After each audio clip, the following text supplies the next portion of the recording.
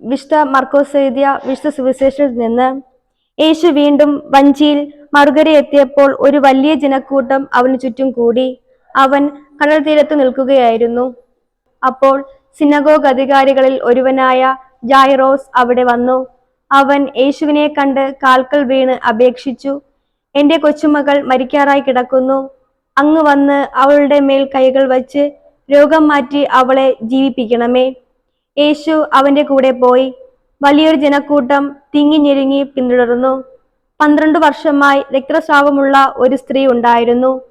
പല വൈദ്യന്മാരുടെ അടുത്തു പോയി വളരെ കഷ്ടപ്പെടുകയും കൈവശമുള്ളതെല്ലാം ചിലവഴിക്കുകയും ചെയ്തിട്ടും അവളുടെ സ്ഥിതി മെച്ചപ്പെടുകയല്ല, കൂടുതൽ മോശമാവുകയാണ് ചെയ്തത്. അവൾ യേശുവിനെ കുറിച്ചു കേട്ടിരുന്നു. ജനക്കൂട്ടത്തിനിടയിലൂടെ അവൾ അവന്റെ പിന്നിൽ ചെന്ന് വസ്ത്രത്തിൽ സ്പർശിച്ചു. അവന്റെ വസ്ത്രത്തിൽ ഒന്ന് തൊട്ടാൽ മാത്രം മതി, ഞാൻ സുഖം പ്രാപിക്കും എന്ന് അവൾ വിചാരിച്ചു. തൽക്ഷണം അവളുടെ രക്തസ്രാവം നിലച്ചു. താൻ രോഗവിമുക്തയായിരിക്കുന്നുവെന്ന് അവൾക്ക് ശരീരത്തിൽ അനുഭവപ്പെട്ടു.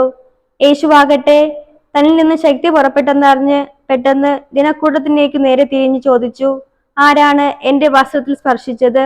ശിഷ്യന്മാർ അവനോട് പറഞ്ഞു, "ജനം മുഴുവൻ നിനക്ക് ചുറ്റും തിക്കിക്കൂട്ടുന്നത് കാണുന്നില്ലേ? എന്നിട്ടും ആരാണ് എന്നെ സ്പർശിച്ചത് എന്ന് നീ ചോദിക്കുന്നുവോ?" ആരാണ് അത് ചെയ്തതെന്നറിയാൻ അവൻ ചുറ്റും നോക്കി. ആ സ്ത്രീ തനിക്ക് സംഭവിച്ചതറിഞ്ഞ് ഭയന്നു വിറച്ച് അവന്റെ കാൽക്കൽ വീണ് സത്യം തുറന്നു പറഞ്ഞു. അവൻ അവളോട് പറഞ്ഞു, "മകളെ, നിന്റെ വിശ്വാസം നിന്നെ രക്ഷിച്ചിരിക്കുന്നു. സമാധാനത്തോടെ പോവുക, വ്യാധിയിൽ നിന്നു വിമുക്തയായിരിക്കുക." യേശു സംസാരിച്ചു കൊണ്ടിരിക്കെ സിനഗോഗ് അധികാരികളുടെ വീട്ടിൽ നിന്ന് ചിലർ വന്നു പറഞ്ഞു, "നിന്റെ മകൾ മരിച്ചു.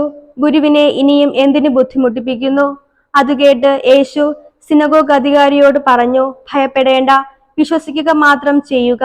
പത്രോസും യാക്കോബും യോഹന്നാന്റെ സഹോദരൻ യോഹന്നാനും ഒഴികെ മറ്റാരും തന്നോടുകൂടെ പോരാൻ അവൻ അനുവദിച്ചില്ല. അവർ സിനഗോഗ് അധികാരിയുടെ വീട്ടിലെത്തി.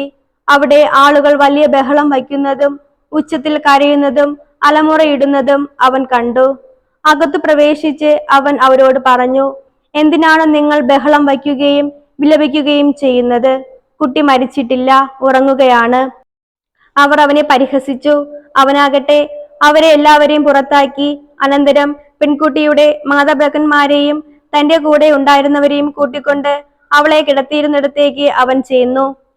അവൻ അവളുടെ കൈക്ക് പിടിച്ചുകൊണ്ട്, "ബാലികെ, എഴുന്നേൽക്കൂ" എന്നർത്ഥമുള്ള തലീത്താക്കും എന്ന് പറഞ്ഞു. തൽക്ഷണം ബാലിക എഴുന്നേറ്റ് നടന്നു. അവൾക്ക് 12 വയസ്സ് പ്രായമുണ്ടായിരുന്നു. അവർ അത്യന്തം വിസ്മയിച്ചു. ആരും ഈ വിവരം അറിയരുത് എന്ന് യേശു അവർക്ക് കർശനമായ ആജ്ഞ നൽകി. അവൾക്ക് ഭക്ഷണം കൊടുക്കാൻ അവൻ നിർദ്ദേശിച്ചു. യേശുവിൽ പ്രിയമുള്ളവരെ, ഇന്ന് വായിച്ചു കേട്ട വചനഭാഗം നമുക്ക് വളരെ പ്രധാനപ്പെട്ട ഒരു വചനഭാഗം കൂടെയാണ്. 2 സംഭവങ്ങളാണ് ഈ വായനയിൽ കൂടെ നമ്മൾ ശ്രദ്ധിക്കപ്പെടുന്നത്. ഒന്ന്, രക്തസ്രാവക്കാരിയായ ഒരു വിശ്വാസിക്ക് സുഖം പ്രാപിക്കുന്നതും, രണ്ടാമത് ജേറോസിന്റെ മകൾക്ക് പനിബാധയായി മരണപ്പെട്ടു യേശു ഉയർപ്പിക്കുന്നതുമായി ബന്ധപ്പെട്ട ഒരു സംഭവമാണ് ഇന്ന് വായിച്ചു കേട്ടത്. നമുക്ക് രക്തസ്രാവക്കാരിക്ക് സുഖം പ്രാപിച്ച സംഭവത്തിലേക്ക് കിടക്കാം. ഒരു വിശ്വാസത്തെ പ്രതിയാണ് നമുക്ക് ഈ സംഭവം നമ്മെ ഓർമ്മപ്പെടുത്തുന്നത്. നമുക്കറിയാം, രക്തസ്രാവക്കാരിക്ക് സുഖം പ്രാപിക്കുന്നത് യേശുവിന്റെ വസ്ത്രത്തിലൊന്ന് തൊട്ടാൽ മതി, എൻ്റെ അസുഖം മാറും, സുഖം പ്രാപിക്കുമെന്നുള്ള വിശ്വാസത്തെക്കുറിച്ചാണ് പ്രധാനമായും പറഞ്ഞിരിക്കുന്നത്. നമുക്കറിയാം, ഹെബ്രായർക്കാരെ ലേഖനത്തിൽ പറഞ്ഞിരിക്കുന്നത്, എൻ്റെ വിശ്വാസം എത്രത്തോളം ഉണ്ടോ അതിനനുസരിച്ച് എനിക്ക് രക്ഷ പ്രാപിക്കാൻ കഴിയുമെന്ന് വചനത്തിലൂടെ നമ്മെ പഠിപ്പിക്കുകയും ചെയ്യുന്നു. നമുക്കറിയാം, വിശ്വാസം, അതായത് രണ്ടാമത്തെ സംഭവത്തിലേക്ക് നമുക്ക് കിടക്കുമ്പോൾ തന്നെ അറിയാം, യേശുവിനോട് പറയുകയാണ്, മാതാപിതാക്കൾ യേശുവിനോട് പറയുകയാണ്, എൻ്റെ മകൾ മരണപ്പെട്ടു, പനിബാധയായി മരണപ്പെട്ടു. അപ്പൊ യേശു തിരിച്ചു പറയുകയാണ്, കുട്ടി മരിച്ചിട്ടില്ല, ഉറങ്ങുകയാണ്. അപ്പൊ യേശുവിന് തന്നെ നല്ലൊരു വിശ്വാസമുണ്ട്. അത് മരണപ്പെട്ട കുട്ടിയെ ഉയർത്തപ്പെടുന്ന ഒരു സംഭവമാണ് പ്രധാനമായിട്ടും രണ്ടാമത്തെ ഭാഗത്തിലേക്ക് കിടക്കുന്നത്.